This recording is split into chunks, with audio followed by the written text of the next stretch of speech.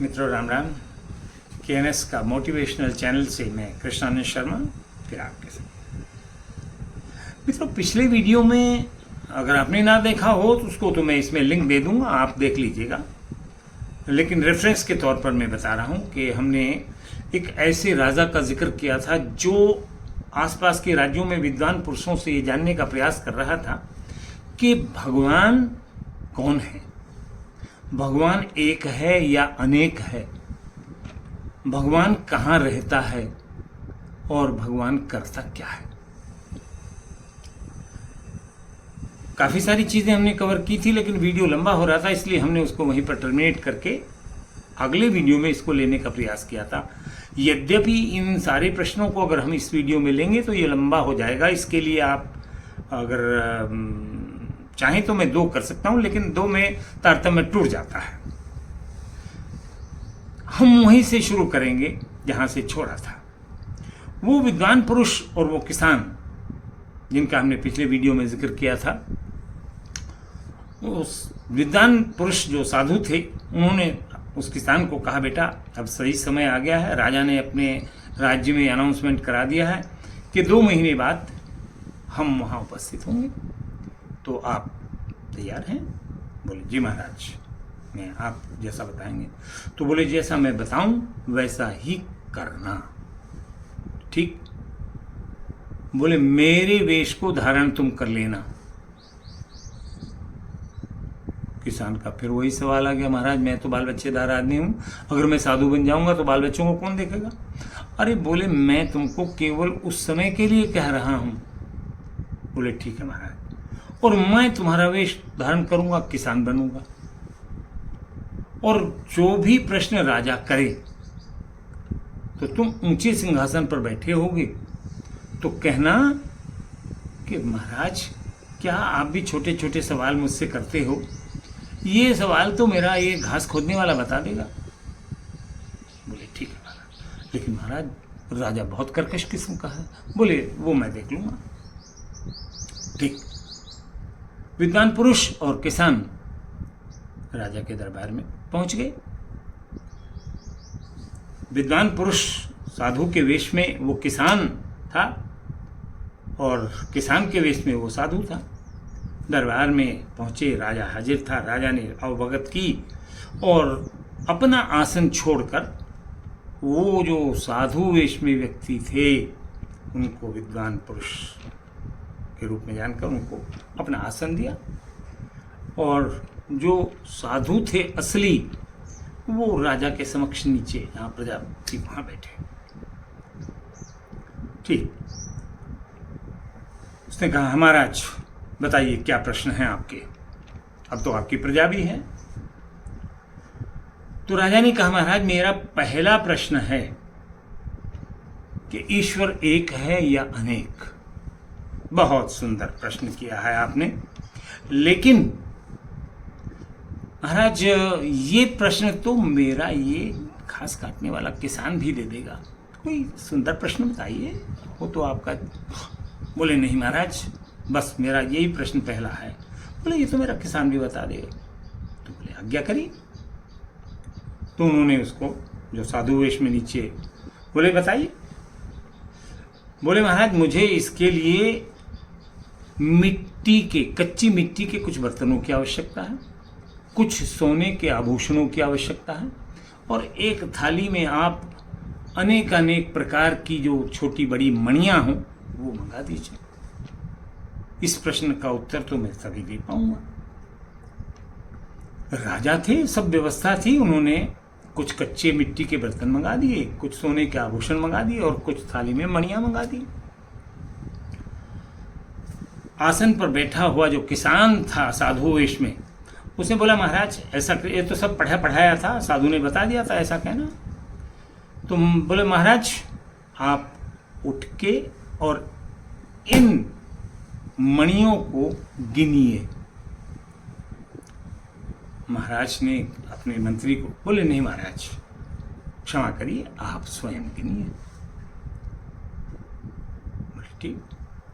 महाराज ने वो मणि उठाई, बोले 1, बोले बहुत सही। फिर दूसरी उठाई, दो। बोले नहीं साहब, दो नहीं,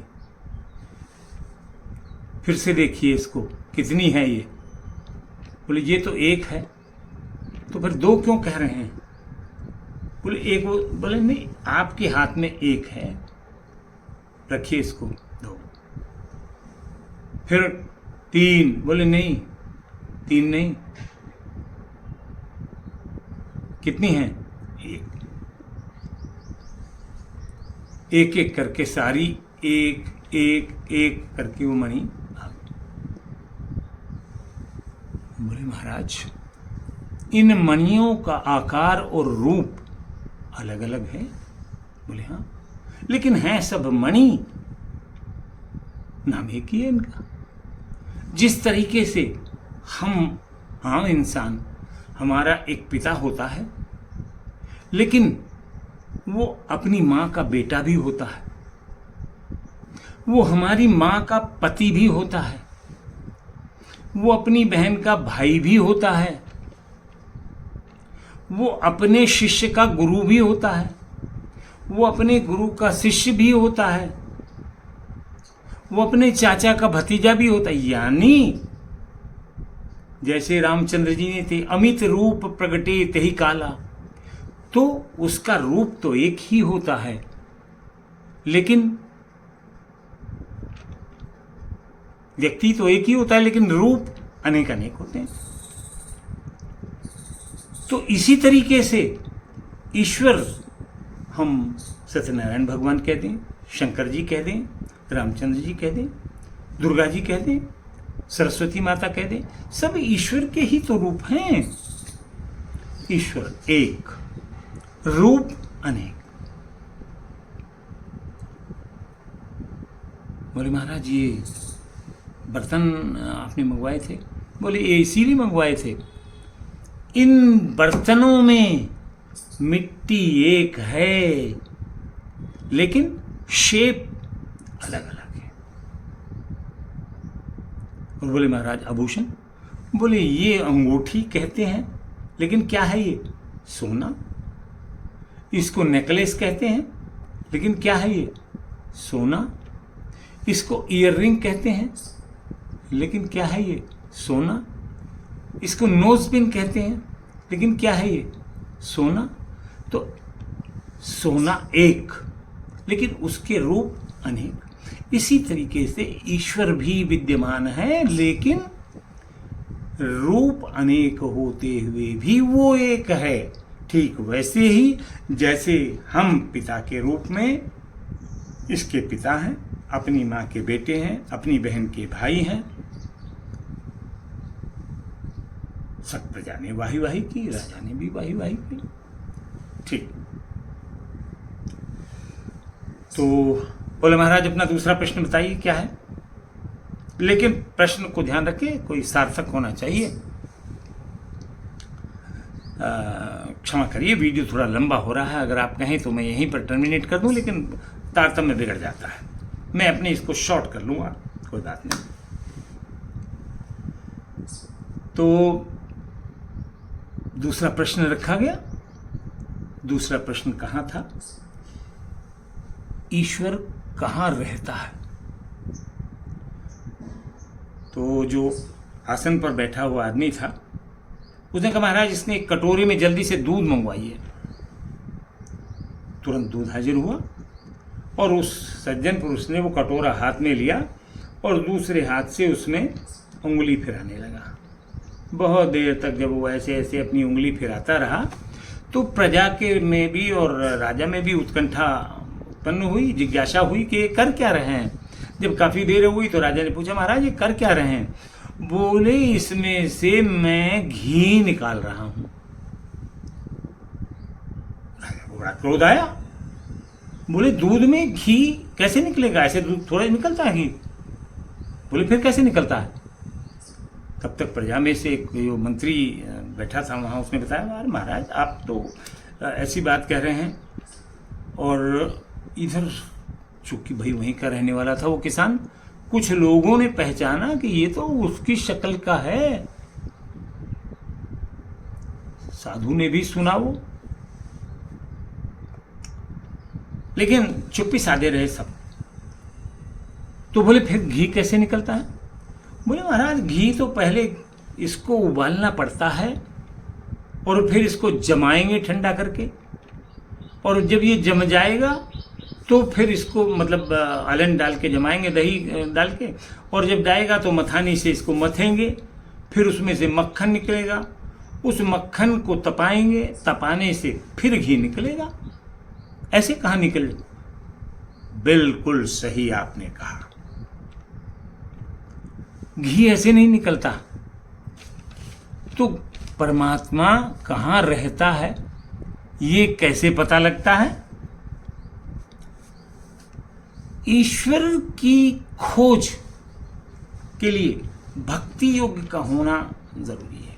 भक्ति योग है क्या, इसको जानने के लिए तो बहुत लंबा समय चाहिए, लेकिन नटशेल में भक्ति योग वो प्रक्रिया है जिसमें हम अपने समाज को, भाई को, बंधु को, स्त्री को, पुरुष को, सबसे प्रेम से बिना ईर्ष्या उनसे लगाव रखते हैं, उनके हित का काम करते हैं। राजा होने के नाते आप भी ऐसा करते होंगे, अगर नहीं करते हैं तो ये तो अपराध है। खैर, बात ये आई कि सबसे पहला श्रद्धा और विश्वास ईश्वर पर जमाना पड़ता है, जैसे दही डालते हैं दूध में। जब आपका विश्वास जम जाएगा, हाँ कहा है तुलसीदास जी ने भी, भवानी शंकरौ वंदे श्रद्धा विश्वास रूपिणौ। भगवान शंकर पार्वती भी श्रद्धा और विश्वास के ही रूप हैं। ईश्वर जब तक आपकी आस्था नहीं है, विश्वास नहीं है, तब तक पता नहीं लगेगा क्या ईश्वर है। और जब आपका विश्वास जम जाएगा, जब आपकी श्रद्धा जम जाएगी, तब विश्वास की मथानी से कि हाँ ये ईश्वर है, मैं भक्ति करूंगा, भक्ति कर रहा हूं।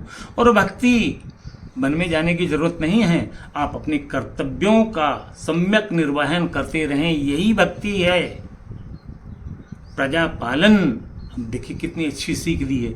आम आदमी के लिए भी अपने परिवार का प्रजा पालन कर, अपने कर्तव्यों का सम्यक निर्वहन ही भक्ति योग।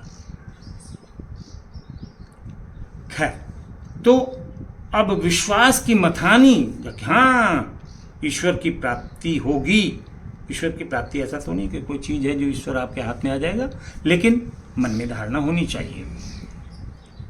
लेकिन ऐसी भी धारणा नहीं होनी चाहिए जिससे आपको अहंकार हो जाए और फिर वो एक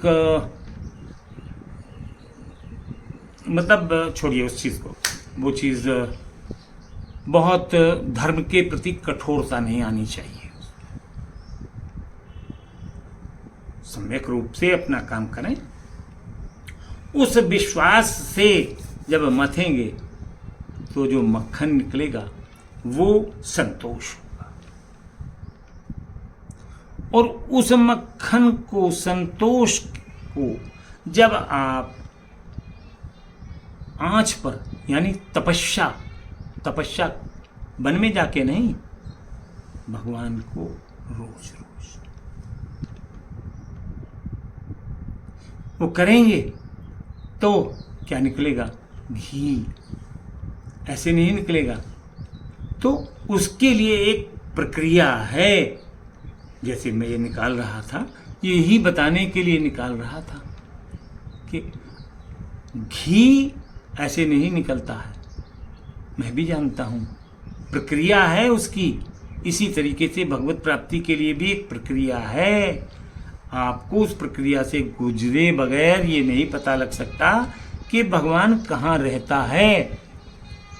और अब बिल्कुल सूक्ष्म रूप से मैं आपको बताऊं तीसरे प्रश्न का उत्तर।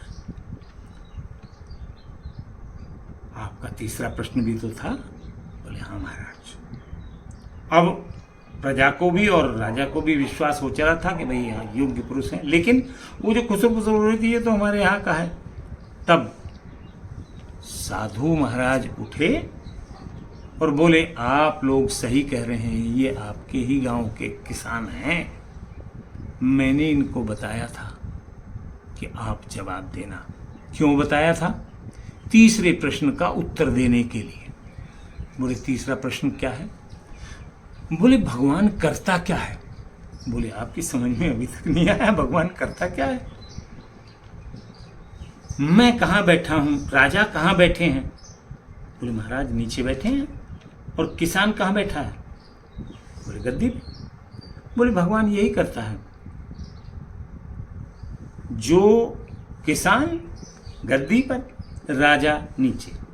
यानी एक शिक्षा देता है कि भाई अपने अपने कर्तव्यों का सम्यक निर्वहन करो और इस संसार से अपनी नाव को पार लगाओ। तो इस तरह से उस साधु महाराज ने उन तीनों प्रश्नों का उत्तर दिया। वीडियो थोड़ी लंबी हो गई है, इसलिए क्षमा कर दीजिएगा मुझे। लेकिन अंत में फिर मेरा निवेदन है कि वीडियो को सब्सक्राइब करना भी अच्छी हो तो ज़रूरी होता है, ताकि आपको इस तरीके की वीडियोस आगे मिले। और अपने मित्रों में शेयर भी करिए, लाइक भी करिए। अच्छी वीडियोस तभी आ पाती हैं, कुछ प्रोत्साहन हमें भी मिलता है। और वो किस रूप में मिलता है? सब्सक्राइब करेंगे आप तब।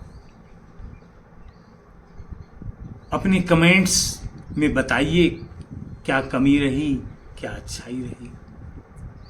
वीडियो को शॉर्ट करने में कहीं थोड़ा बहुत ऊपर नीचे भी हुआ होगा, इसलिए उस पर ध्यान ना दीजिए।